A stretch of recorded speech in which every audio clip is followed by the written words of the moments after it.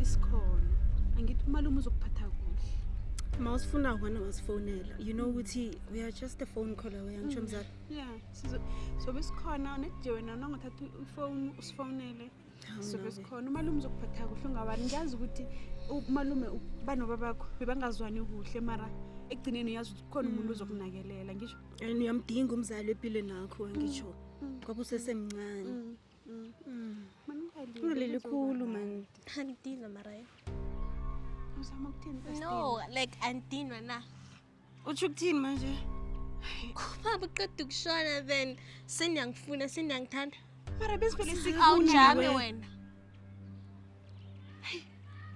Sizokusupporta wena mzala. Ngiyakubawa. Hawu mara mzala kanti wayi wenza so namhlanje uyazi ukuthi sinayo yonke into oyidingako sizobe sikhona. Baba bangasaphila beningafuni next enhlanganisa nami.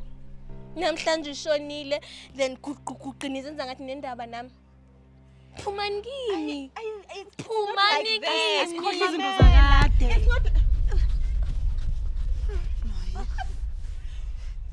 Sizamile mzala.